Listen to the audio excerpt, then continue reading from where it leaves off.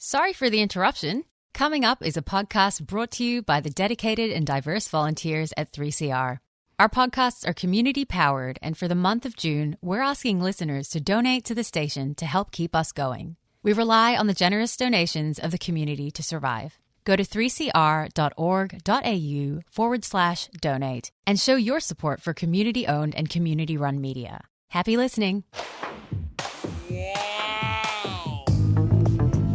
But you also had people that were very fine people. Very fine people on both sides. And the aliens would mind meld and give them the technology. They're bad aliens. So are you surprised the Nazis were influenced by demons? No, if demons are real, I would definitely think they'd be on the side of the Nazis. Yeah. McDonald's is connected to the Clintons. They chop up the bodies and put them into the sausage and hamburgers. People are being cannibalized. Look it up. And I'm watching CNN talk about this as violent white nationalist protests. We have done everything in our power to keep this peaceful, you know? It's Pepe's become kind of a symbol. Good afternoon, gentle listeners, and welcome to Yeah Na Pasaran, a show about fascism and its gravediggers. I'm Cam Smith. I'm Andy Fleming. And we're joined today by Dr. Alexander Hinton. Alexander is the director of the Center for the Study of Genocide and Human Rights. He's a professor in anthropology at Rutgers University, and he is the author of, amongst many other books, It Can Happen Here, White Power and the Rising Threat of Genocide in the US. Thanks for joining us, Alex. Thanks so much for having me. And please use Alex, and I'm looking forward to the conversation. I guess just to begin with, how did you come to write this book? Yeah, thanks so much for asking that question. It might be useful for me to read just briefly from the beginning of the book that sort of tells that story. So the introduction of the book is titled The Snake. And I should mention that the cover of the book, besides having It Can Happen Here in large block letters in white, has the picture of a large snake with its mouth agape rising out of the letters with a picture of Washington, D.C. In the background in the U.S. So here we go. Introduction, The Snake. I want to read you something. Presidential candidate Donald Trump stands before a raucous audience at a campaign rally at the Youngstown Airport in Vienna, Ohio. It is March 14th, 2016, the day before the state's Republican primary. Trump had arrived on his personal jet, featuring gold-plated seatbelts and Rolls-Royce engines. It is painted red, white, and blue and emblazoned with Trump's name, which is also printed in thick, bold letters on each of the ramp stairs he descended before walking to the nearby podium, while the crowd cheered and recorded his entrance on their phones. Some hold Make America Great Again signs. Trump invokes the slogan several times during his Vienna stump speech, homing in on the country's allegedly dismal state of affairs, job losses, bad deals, manufacturing decline, and decrepit infrastructure. We're becoming third world, Trump laments. The solution is to vote him into office. We're going to do things this country isn't used to doing, Trump explains. It's called, we're going to win. To underscore this point, Trump offers a story. I want to read you this because I love it, Trump tells the crowd. The story, he continues, is based on a 1968 song by Al Wilson, an African-American soul singer. It's called The Snake, Trump tells the crowd, and then begins. On her way to work one morning, down the path along the lake, a tender-hearted woman saw a poor half-frozen snake. His pretty-colored skin had been all frosted by the dew. Oh, well, she cried, I'll take you in, and I'll take care of you. She wrapped him up all cozy in a curvature of silk, then laid him by the fireside with honey and some milk. Now she hurried home from work that night. As soon as she'd arrived, she found that pretty snake she'd taken in had been revived. Now she stroked his pretty skin, and she kissed him and held him tight. But instead of saying thank you, that snake gave her a vicious bite. I saved you, cried that woman, and you've bit me, heavens why? You know your bite is poisonous, and now I'm going to die. Oh, shut up, silly woman, said the reptile with a grin. You knew damn well I was a snake before you took me in. It's not the first time Trump has related this parable, which is becoming a staple at his campaign rallies. The snake speaks to the heart of his campaign message. The dangerous, malicious outsiders, symbolized by the vicious snake, posed to the U.S., symbolized by the tender-hearted woman who takes it in. Usually, as is the case in Vienna, Trump precedes the parable by warning his audience about the dangers posed by terrorists and immigrants and other non-whites in the country. This language of borders, dangerous outsiders, and a nation besieged is familiar to me. My research focuses on genocide and mass violence. Indeed, on the day of Trump's Vienna campaign speech, I was on the other side of the world testifying on precisely these issues at an international tribunal in Cambodia. If Trump had the snake, the Khmer Rouge had the crocodile, an imagined enemy invader threatening their revolutionary body politic. Such connections between the past and the present are a central plank of this book, which argues that the danger of genocide and atrocity crimes in the U.S. looms much larger than most people realize. Yeah, so thanks. Anyways, that sort of sets up the sort of two key moments in the juxtaposition that got me to think about the book. And it also relates, sort of brings forth different key planks. For example, Trump and his incitement are one of the key planks that structure the book. My background is someone who's worked in Cambodia in particular a long time as an anthropologist, but as a comparative genocide scholar as well. It's another sort of structuring plank of the book. A third one is the lessons motif that I mentioned at the end there. And in this sense, the notion of lessons of the past, and also my experience as a professor teaching in Trump's USA. And the fourth, and there are actually, I guess, 5 planks. The fourth plank is the writing style. So the book is written intentionally in a narrative style as it moves forward from 2016 into 2020. And the preface actually hits the Capitol insurrection. So it touches on 2021. And it also uses setting, dialogue, and other literary strategies, which a lot of academic books don't do. They use expository prose. Then the fifth plank, if you will, which is a absolutely central one, and the one that probably we'll be talking about most today, is the resurgence of far-right extremism under Trump, or maybe we should say the hyper-visibility of it. This isn't something that began. It's something that was already, you could already see in March of 2016 at the time he was giving his rallies, because he had far-right extremists in the crowds. Sometimes they were providing security. There was one incident, I believe it was March 1st, maybe in Kentucky, where Trump said there was some protesters, including a black woman, and he said, "Get him out of here." And a somewhat notorious neo-Nazi, Matthew Heimbach, roughed her up and helped get her out. He was there with some other members of the Traditionalist Workers' Party. And even at this time, Trump was using he was doing this from the start, racist dog whistles to very directly play into white nationalist themes, but also to appeal to far-right extremists. And as I'm sure you're well aware, the snake is a long-standing anti-Semitic trope. So the invocation of the snake also ties into notions of white genocide, Jewish conspiracy. But so I was thinking about all these things in 2016, but the event that really then catalyzed my decision to write the book was Charlottesville, which, suddenly, in the U.S., we saw people marching, saying, "Blood and soil, you will not replace us," or "Jews will not replace us." My professional association, the American Anthropological Association, called for members to have teach-ins on race to educate people and trying to understand Charlottesville. And so I held a teach-in, and that's actually the subject of the first full chapter of the book. And then, out of all of this, the sort of two key questions that inform it are sort of the Charlottesville why. Why suddenly were far-right extremists marching when being egged on by a U.S. president? And then the other one is named in the title, Could It Happen Here? Maybe we'll talk about it later, but it plays off a novelist, Sinclair Lewis. He wrote a novel, I think it was 1933, 4, something like that, as Hitler was rising to power. And it was titled It Can't Happen Here. Anyway, so my title is a play on that. One thing that occurs to me in terms of the parable of the snake, who in this representation is the deadly outsider that's foolishly taken in. But the other snake that I'm thinking of that occurs to me is the one that appears on the Gadsden flag, which is usually inscribed with "Don't tread on me." Did that kind of enter into your thinking at all when you were, or Trump's invocation of the snake? Because I'm also aware that many of his fans would carry this flag with them to pro-Trump rallies. Yeah, no, that's the power. You're right on the mark. That's the power of symbols, is they can be invoked in different sorts of ways. So obviously in the parable of the snake, which is actually based on an Aesop fable, ironically, and then even more ironically, as I mentioned, sort of reworked during the civil rights movement in the U.S. into a soul song.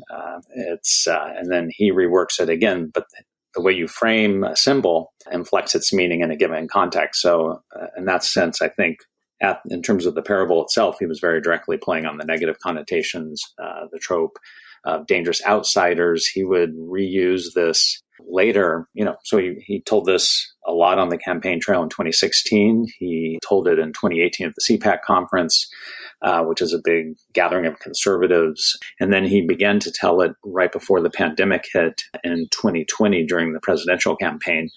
But what happens with, the power of language is you rework the symbol and the story to fit the moment. So if he was talking primarily and largely about immigrant others, which inflect to non-white others in 2016, by 2020, his language was being revamped to talk about law and criminality, which are code words in the U.S. For Black and brown people and their, as he would often say, radical far left allies. And that sort of language, actually, for those of us who study these issues, is kind of somewhat eerie because you think of the book, The Turner Diaries, which was written by William Pierce, the physicist turned neo-Nazi back in the 70s. He has the Day of the Rope, where they go out as they're in the midst of annihilating every non-white in the world, but they get the white race traitors and they string them up. And just as a little bounce towards to 2021, of course, we saw gallows and nooses appear on the grounds of the Capitol at that time. But yeah, so the snake has other valences, and it was actually, but the valences there often harken back to Benjamin Franklin and the early origins of U.S. history. And Join or Die was this famous slogan, and it was taken and reworked on one of the Unite the Right posters. And in that poster, it represented the colonies, and this was again inflected towards the British. But they had put, instead of the colonies, were originally this image had the colonies. They reworked it and put the different groups that had united on the right in terms of National Socialism, the alt-right, so on and so forth. So yeah, symbols are powerful, and the snake certainly is one of those. Many people have seen the Trump administration as being sort of aberration within US politics, a little hiccup on the inexorable march towards the future. Other people see it slightly differently as just maybe a more gauche manifestation of a white supremacist system. I was wondering what your take was on the Trump phenom. Yeah, no, that's a great question and an important question. So the U.S., we have one of the sort of conceptual blockages to considering the question, it can happen here, is the myth. It's a form of denial, and it's largely informed by the myth of American exceptionalism, which is this idea that the U.S. occupies, in many versions, a God-given special place in the world to bring progress and prosperity, to other countries. And this was reworked later to talk about human rights. And sometimes, they talk about the light shining the beacon on the hill to other peoples who are suffering. Yeah, so this goes on. So immediately after the Capitol insurrection, and this also occurred after Charlottesville and has taken place throughout U.S. history, people say, well, this isn't us. This isn't America. This isn't the U.S. And so we have the recurrence of this denial. But what happens, and there are actually, I would say, two key sort of blockages, and maybe we can talk about the other one, which is the way far-right extremists are framed as racists and haters, which speaks to a truth, but it also diverts us from history and structure. But we can sort of put that aside. But because of this form of denial, it leads people in the U.S., many people, to see an event like Charlottesville and to dismiss it as something that is done by a few bad apples in a context that really is an aberration. So a lot of my book, and as I said before, parts of it are actually set in the classroom in a narrative style, dialogic style, with students, conversations, trying to work through, in this case, in the chapter called Charlottesville Teach-In, Trump's statement, there were very fine people on both sides. And so, again, I could speak a long time on that, but speaking directly to your point, part of that was what we did in the class was to historicize systemic white power in the United States, going back to the early origins of the country and the continuities through time. And when you look at that history and those continuities, you see that, no, in fact, it's not an aberration. It's something that should be looked at as symptomatic of what's been here a long time. And it's something that people need to grapple with because of this denial. It hasn't been. I should say, in the U.S. at this moment, and again, it's impossible to sort of look into the future broadly, but there is, in part because of the George Floyd protests, Black Lives Matter, on the grassroots, people are much more aware of and speaking about issues of race than they were, for example, even during the Obama administration, which led some people to say, the U.S. has moved past its troubled racist past. So there, this is sort of the odd flip side of the Trump era.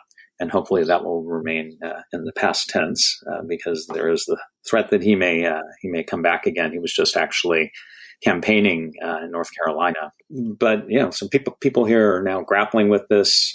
People are revamping curriculums. There's a huge pushback that centers on a controversy about a New York Times Magazine issue on 1619, which basically said the U.S. has to deal with its early history, Jamestown, and the history of enslavement. And there's a massive debate taking place about that versus the Trump administration at the time through a Human Rights Commission and an Educational Commission focused in on 1776, saying, all you want to talk about is the bad stuff. You don't talk about any of the good stuff. So this debate's going on in the U.S. At the moment. But I think the one good thing is, even if we have these dismissals and the denial, people are more aware now. And that's, if we can, a small bit of optimism and something good that came out of a really bad time. You're listening to 3CR 8:55 AM, 3cr.org.au and 3CR Digital on your DAB radio. We're currently talking to Dr. Alexander Hinton about genocide. We've had similar debates about history in Australia, given also its similar circumstances, being a colonial settler state, and the former Prime Minister dubbed those who wanted to pay attention or draw attention to these facts were adopting a black armband view of history. But in terms of Trump, do you think there's anything especially novel about his adoption and deployment of racist and white supremacist discourse? That's a really interesting question. And I guess it's sort of a yes and no answer. In one sense, every historical moment is different, even as it has continuities with the past. So, the U.S. in this long history of systemic white power that dates back, even beyond 1619. The one thing about the 1619 project is it tends to inflect towards enslavement. But as you just said, we also, have a bit of a problem with Southern colonialism in the U.S., and that still is being pushed out of sight. And I think maybe Australia has reckoned with it more, even if it's controversial with that piece of the puzzle. I actually wrote an op-ed in a journal called Sapiens calling for a truth commission on white supremacy that would specifically not just address enslavement, even though that would be obviously a huge part of it, but would look at this broader history. And it's something that, that's not really on the radar at the moment here. And hopefully it will be.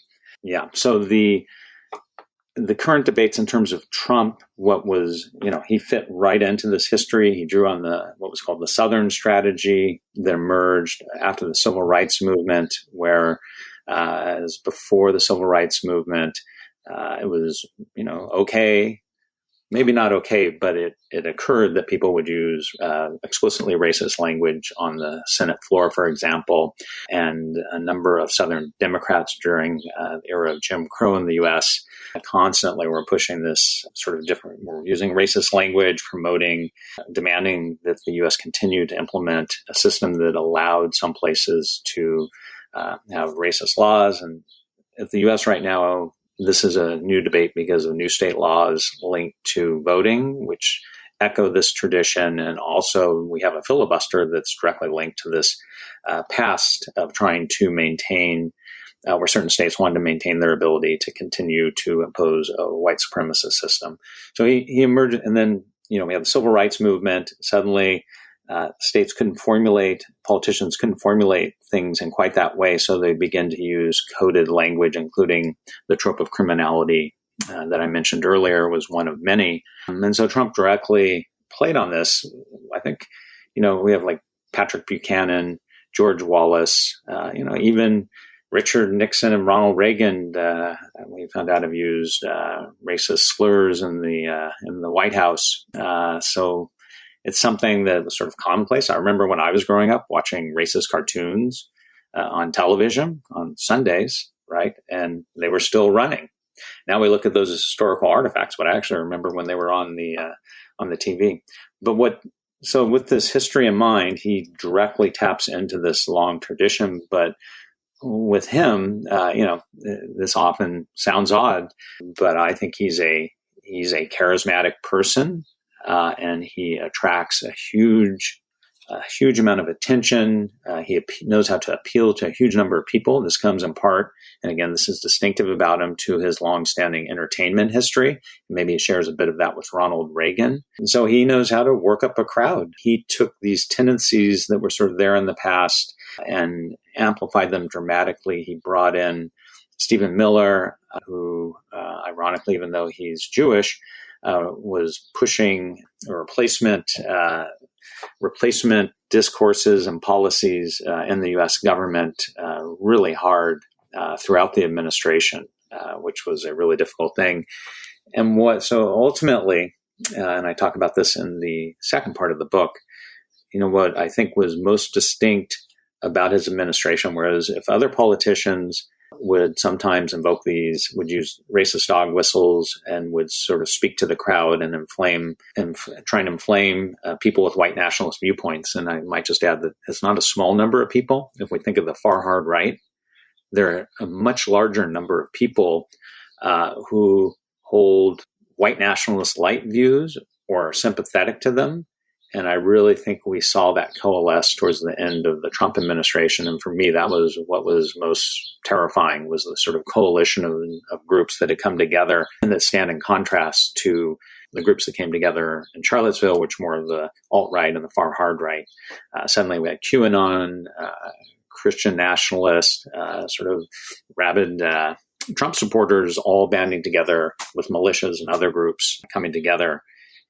And he, by that time, and this again is another thing that's distinct about him, he, through the use of Twitter in particular, and his longstanding erosion, not just of institutions in the U.S., and as an aside, even today we're finding out daily almost that new things had happened. So we just found out that Trump tried to mobilize in late December, early January, tried to mobilize the Justice Department to investigate allegations of state voter fraud. Yet another step, but that's just a tip of the iceberg. There were many, many different things that occurred.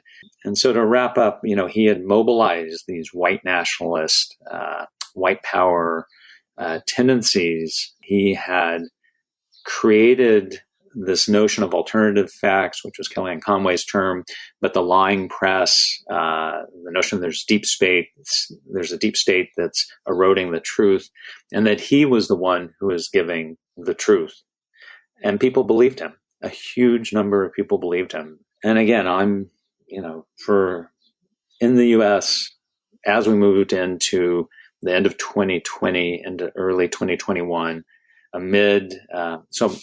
scholars who look at risk assessment for mass atrocity, mass violence, one of the key factors is upheaval.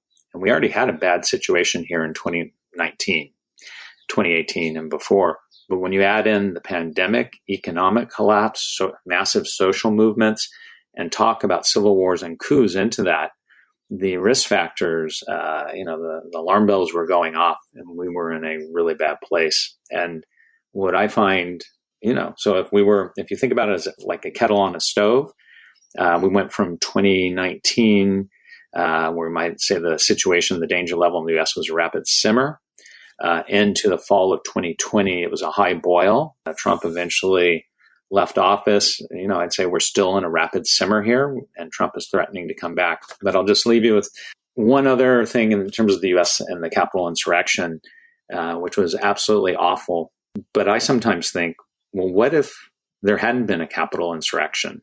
What if Trump hadn't lost his Twitter outlet for incitement, right? We had massive amount of arms in the U.S., militias who were ready to act, huge numbers of people who supported him and believed the lie that the U.S. election was stolen. I think we could have been in a much, much worse situation. And that's a situation in which atrocity crimes could well have taken place. And we're not out of the hot water yet. You did devote a chapter to Charlottesville, and it's a key moment in the, evolution of this movement in the United States. One of the principal organisers was a man called Jason Kessler. And he appears at various points in your book, but just recently I happened to check, and Jason remains on Twitter, unlike his hero Trump, but he now describes himself as a civil rights advocate and journalist, which I think is interesting. And I wonder, given that the book and in your work you pay close attention to language and to meaning, what does it mean that someone like Kessler is now repositioning themselves as a civil rights advocate and as a journalist? Yeah, that's a great question. And I also follow him on Twitter, as it sounds like you do. And I've sort of watched him through time change and shift. Richard Spencer as well has undergone some recent shifts. One thing you find is that the actors who are involved in this heavily, maybe in part due to the sanctions and costs that are brought to bear through doxing and sort of ostracism and other mechanisms. Matthew Heimbach, the person I mentioned before from the Traditionalist Workers' Party, he also has sort of left the movement. There's a long story to him as well. And so you have different people, they kind of shift over time. And I think there was a huge amount of pressure put on a number of the leaders, in addition to their being banned from Twitter, most of them, and other outlets. Both Spencer and Kessler are both on Twitter. But that's actually the white civil rights discourse has been there from the start. So Kessler's kind of tricky in one sense, because he's very good at playing up something that sounds reasonable, right? I have the right to free speech. Whites have civil rights. Why are you taking away our ability to speak in public? And like all, forms of denial, but different forms of rhetoric, it's most effective when you draw on something that has a grain of truth mixed with something that's simply untrue, right? This is classic in the study of genocide, for example. This is what genocidaires do. I mentioned the tribunal where I testified, and there was Nguyen Gia was Pol Pot, the leader of the Khmer Rouge's brother number 2. He explicitly drew on these sorts of things where he would say, well, what about U.S. bombing? What about these longer histories that implicate other countries, which is all true. But in doing that, he would divert away from his own responsibility. So with going back to Kessler, it's the same sort of strategy. So he would say, well, I'm not racist. But then, he would pin a tract in VDare, which is an online platform, promotes white genocide conspiracy theories. He would go on there, and he actually said, he wrote an article saying, yes, there's white genocide going on. He went on National Public Radio in 2018, right before they had Unite the Right 2, and he began to draw on a number of people who espouse explicitly racist views, as he's being interviewed on National Public Radio. So even as there's a grain of truth that he's trying to fight for free speech, which is something that, then the U.S., there's a long tradition of supporting it. It varies in different countries throughout the world. And he has a lawsuit that continues to go on. So there's a grain of truth to that. But the truth of the matter is he's long been someone who's espoused far-right extremist views, even as he's often mixed them up in more palatable language. So his story is interesting, and it's ongoing. At one point, he claimed to have moved away from the movement, as he put it, and he seems to be now bubbling back up and being more vocal.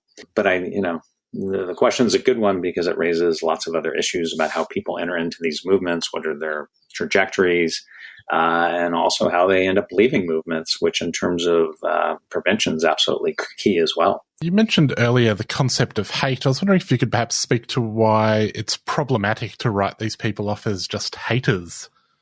Yeah, thanks so much for asking that question. That's absolutely, it's important in general, and it's an important part of the book. So if the first chapter of the book, the introduction is called The Snake, Second chapter is called Charlottesville Teach-In, and the third chapter is actually called The Hater. And again, that chapter is set in the classroom with dialogue as I'm teaching about sort of the lessons of the past, how they inform the present. But we take up the discourse, the trope of the hater, because what happens is, and this happened in my classroom, and it happens all the time, when I give talks about extremism and genocide and related issues, people want to dismiss this wide spectrum of extremists as crazed haters, people who are mentally ill, say they're racist, haters going to hate, so on and so forth. The notion of sort of the freak.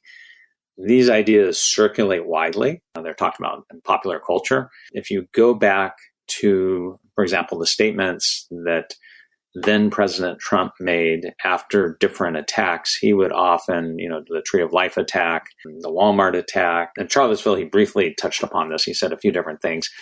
But if you look at his language with different attacks, it almost always goes down to this person's unstable, mentally ill, it's a racist, an anti-Semite. So that language fixes and tries to explain what's taking place in a manner that individualizes. So it says that it's something within this individual, he's a racist, she's a racist, that lead them to carry out these attacks, to do these bad things. So instead of talking about discourses about race, instead of talking about social structure, instead of talking about the history of racism, we end up talking about racist. And it's, these are kind of thin, they contain, again, a grain of truth, but they're thin one-word answers, or calling someone evil, same thing. They're thin one-word answers that don't really increase our understanding of what's taking place, even if on some sort of moral level expression of outrage, it fits the moment. And what's a little bit ironic is that many far-right actors, they like it. They say it's great. We get characterized, in one sense, I'm sure they don't like it, but they say if people just dismiss us as a bunch of crazed KKK neo-Nazis, they're not really looking at what we're doing, and they don't understand the real threat. They don't understand that we're organizing. So, this is the use of reductive language, like calling people racist, haters, what have you, has a bunch of is problematic in a number of different ways. And it sort of goes back, if we go back to the Charlottesville Teach-In, and also what my students were discussing in terms of understanding Charlottesville and the longer history of white power in the U.S., it's absolutely critical to, this is part of the essence of critical thinking, to historicize events that, as you noted before, are otherwise rendered as exceptional, and to look at structures that produce those events as opposed to just focusing on agency and the individualization of something that's systemic. And one other last little wave to the U.S.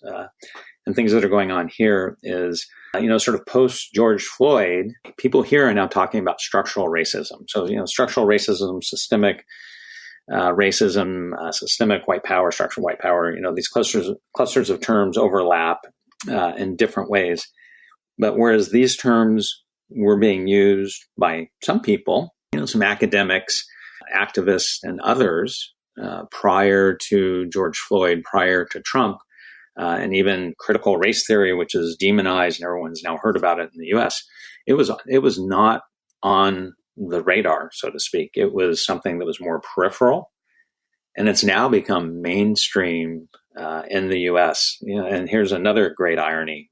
Far-right extremists often talk about shifting the Overton window or changing the narrative. They speak about a battle over metapolitics that links back to so-called cultural Marxists, that dates back to the Frankfurt School. Well, they shifted through their actions, and through Trump's actions, they actually shifted the narrative, so to speak, so that people are now talking more about structural racism in the U.S. than they have in recent history, maybe dating back to the civil rights movement. So, I guess the narrative and the Overton window have been shifted in some ways that are quite contrary to the goals of far-right extremists. Speaking of cultural Marxism, one of the texts that's referred to in the book is Adorno's essay on education after Auschwitz. And I wanted to ask you about education and the important role it plays in producing a civil society, let's say. and contrasting education with the figure of the hater, who's often construed as being, in some sense, disabled by their prejudice, being uneducated. At the same time, when you look at figures like Spencer and others, they're actually, there's at least some segment of what's understood to be the extreme right who are highly educated. So I was wondering if you could talk a little bit about the role of education in your work and in combating these sorts of ideas and prejudices, but also to address questions of class and power and how the hatred, I guess, can be expressed in different dimensions and the extent to which that those hatreds can be used to, as is the case with Trump, to actually establish some form of political power. That's I should say a great series of questions, I think, because I think you actually have a personal issue there. Right? You sort of brought up the issue of race and, race versus class, and you brought up Adorno. And I think the issue of dialogue is also implicit in the question you're asking. So maybe just quickly I'll start with the second, and then I'll move back to Adorno. But one problem, and again, the 1619, are you familiar with the 1619 Project? I don't know if sort of people beyond the US are familiar with this magazine issue that came out. Broadly. I mean, I'm aware, I haven't read the actual text, but yes. So I don't need to explain what it is, but the key part of it is in terms of pedagogy, it's saying you have to pay attention to history of racism in the U.S. Effectively, you've got to go back to 1619 and look at this long history of the oppression, subjugation, system of apartheid that brutalized the Black population in the U.S. So this, I have, as I said, I'm fully in agreement with the need to deal with that history. And I view this as a really important thing. But as I said before, it also erases, there's an implicit erasure of Indigenous experience. There's also an implicit erasure of the experience of non-whites who don't identify with or are not codified as Black in the United States. And there are all sorts of histories of groups that suffered as well. And so this sort of speaks back to the argument I made that we need a larger Truth Commission on white supremacy. And I would say, actually, you could theoretically have a global commission, maybe a Russell Commission, because this obviously is something that speaks to the experience of countries, settler colonial countries all over the world. But besides my critique, there also are a number of scholars who are focused on class, as you point out, as an issue, and say that through a focus on one identity position, there's an erasure of other identity positions, including class as an issue. And I think that's a valid critique. I think ultimately if we went back, and I don't know for sure, to Nicole Hannah-Jones, the person who sort of pioneered the 1619 Project and said, well, what about class? What about Indigenous experience? What about non-whites who aren't identified or identify with the racial category Black in the U.S.? I think she would say, yeah, absolutely, we should pay attention to that. But my goal was to focus things on race. But what's happened in the U.S. is we focus so much now on race.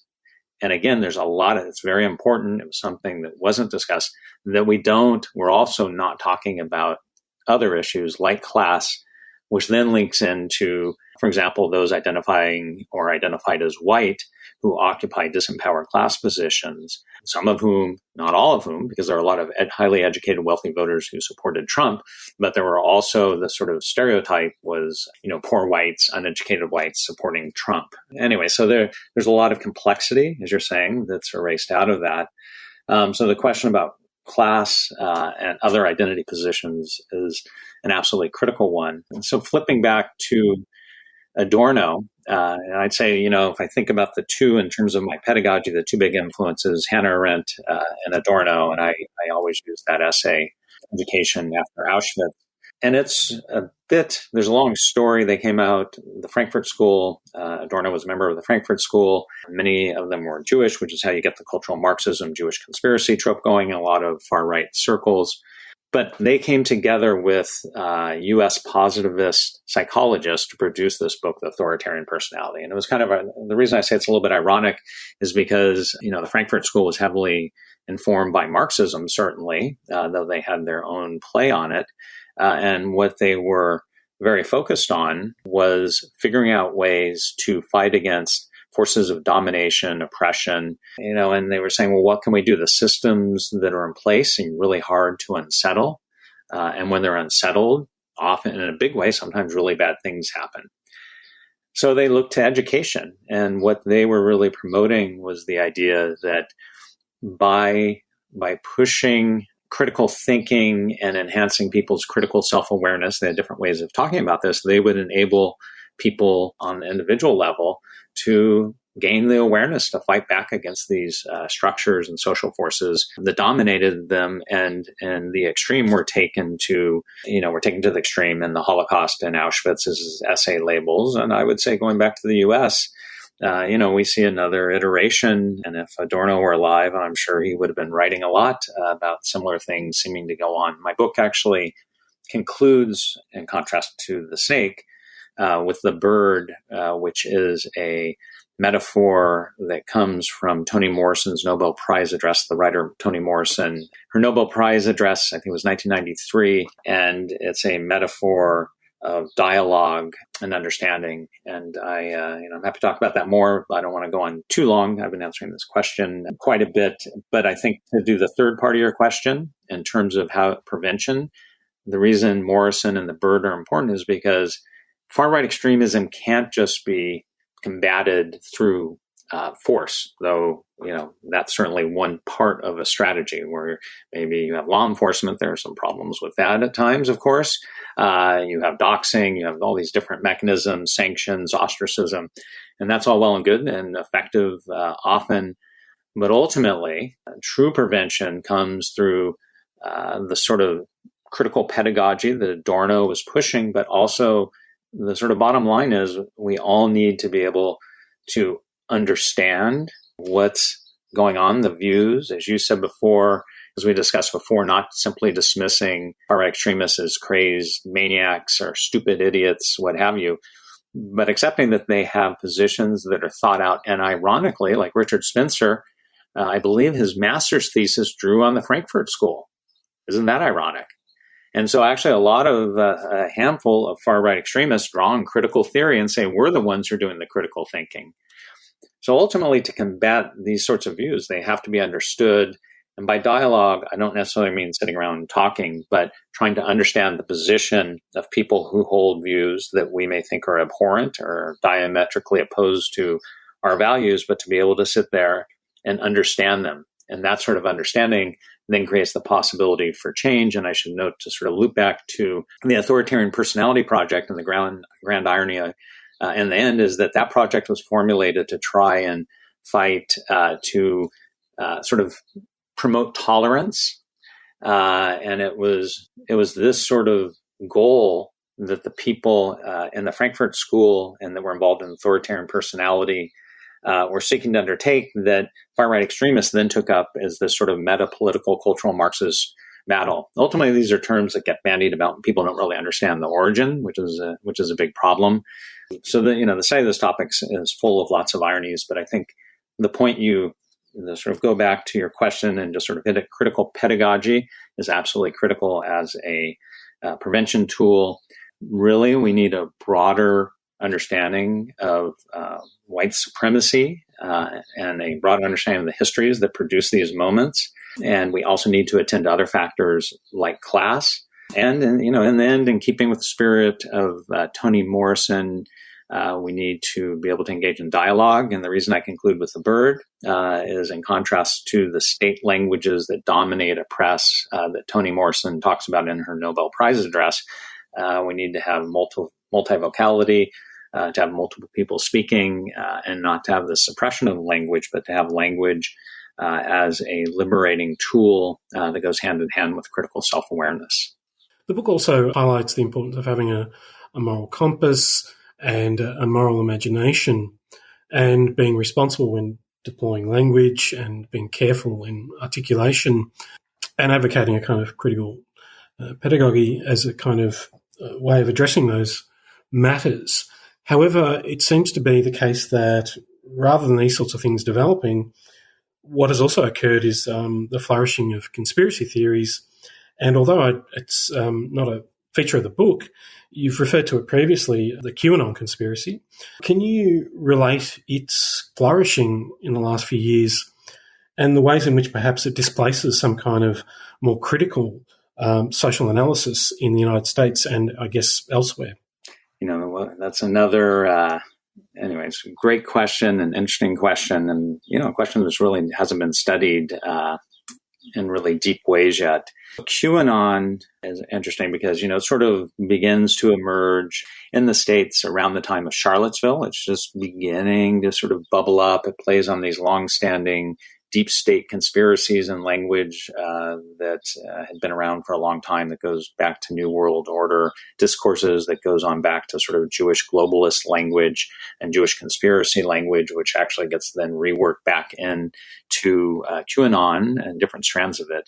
QAnon is big, diffuse, right? I mean, there's not a singular QAnon ideology. If the sort of core of it, if you had to say, would be this sort of idea of deep state actors who were trying to do these really bad things to kids, pedophiles, and also seeking to maintain their power by, as it eventually came out in 2020 into the present, by illegitimately toppling Trump from power. In terms of critical thinking, and this sort of goes back to what we were just talking about, it's people in QAnon, people look at discourse, at language, and they actually think about it, they interpret it. And so there again is this sort of, I don't know if I want to call it critical thinking, but certainly thoughtfulness, not in the Hannah Arendt sense, I should say. It would be thoughtlessness in that sense. But there's a thinking component to it. And people, I think, are energized by trying to unpack symbols, mysteries, and so there's this way in which, and then also there's this idea in terms of, people finding meaning in their lives, that somehow they found a truth and they become part of a larger movement and cause. And they become part of a community online and discourse. It used to be on Twitter and Facebook. Now it's gone off into different Telegram and other sorts of forums for the most part. But they're all, as you're suggesting, there are all these different ways in which people are thinking. I don't necessarily want to label it critical thinking, because I don't know from many of the people who are advocates of QAnon how deeply they think about this. But there is a thinking activity in terms of, as I said before, dialogue and sort of understanding other perspectives. Again, just as is the case with far-right extremists who are talking about metapolitics, I think with QAnon, it's absolutely critical to try and understand in a deep way their perspective and their views, and to understand why they sort of bubbled up and become a worldwide movement. Now that's in part linked, as I sort of mentioned before, in terms of those risk factors, to upheaval.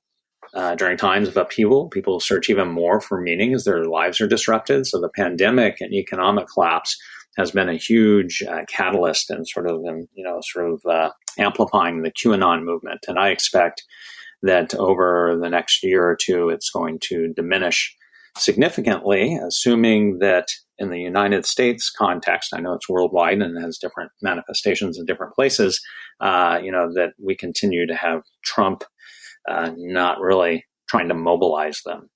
But to sort of circle back to critical pedagogy, if in the end we're teaching people how to think critically, and again, the first step of thinking critically, at least from my perspective, is you have to suspend opinion and focus on analysis. So, when I teach, I often say, I don't want to know your opinion about any of these topics, and you don't want to know my opinion. But what we want to do together is to analyze them, understand the positions, understand where these ideas and arguments come from, and then everyone can make their own decision and have their own opinions. This is actually exactly what Hannah Arendt pushed in her philosophy, and it sort of circles back to Eichmann. Eichmann was someone who was thoughtless, who thought in Eichmann was the Nazi bureaucrat she wrote about in the book Eichmann in Jerusalem, Report on the Banality of Evil. But it was his thinking in cliches. And that sort of thinking in cliches is exactly what the Frankfurt School was also aimed to subvert through giving people the ability to think deeply, to understand social forces, and then ultimately to sort of create, act, and engage with others in the public sphere. And so that sort of brings us back to the idea of dialogue again.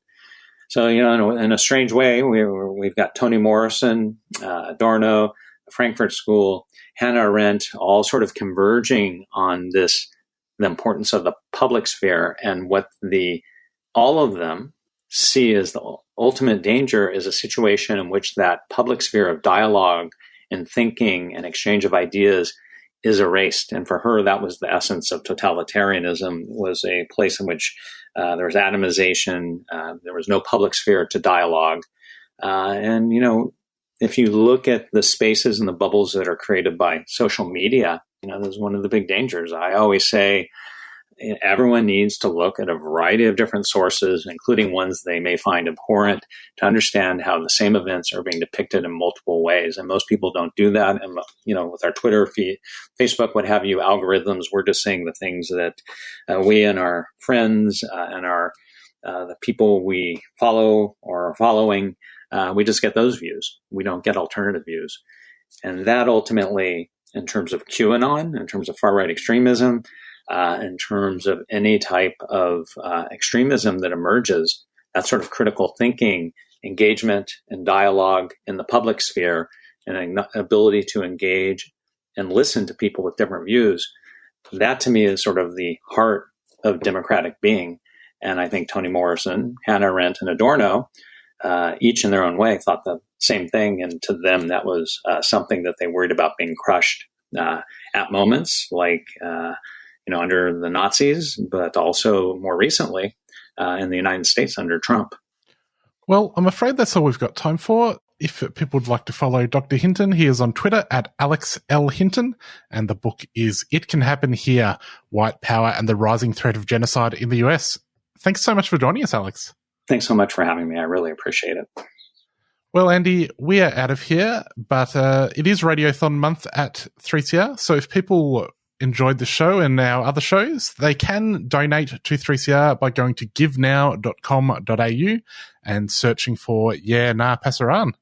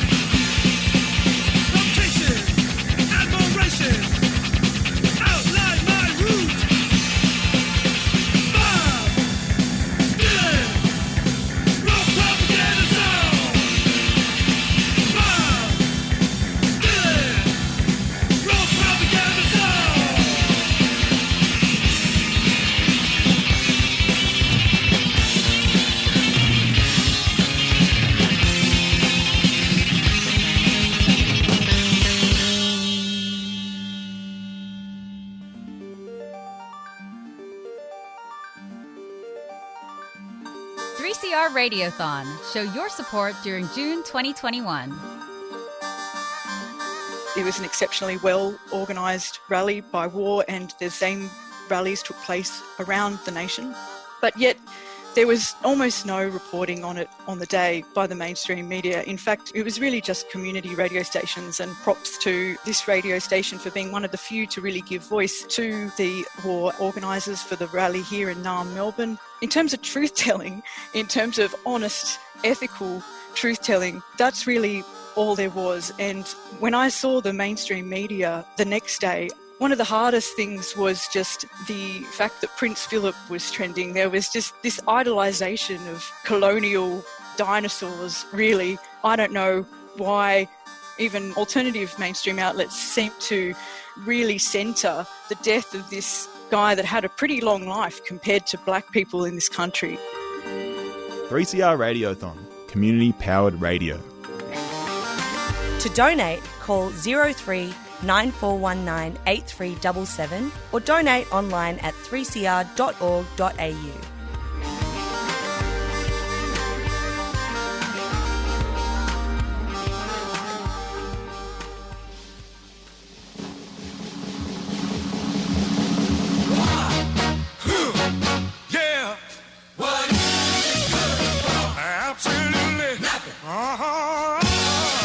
Independent and Peaceful Australia Network, IPAN, has launched a national people's inquiry into the costs and consequences of Australia's involvement in the US-led wars, the US alliance and its alternatives.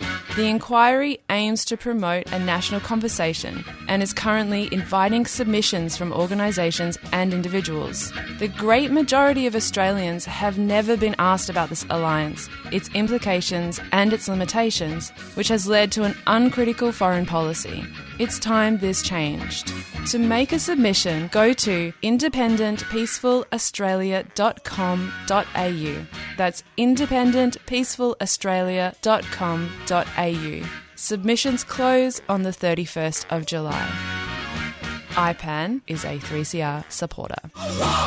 Good God, y'all!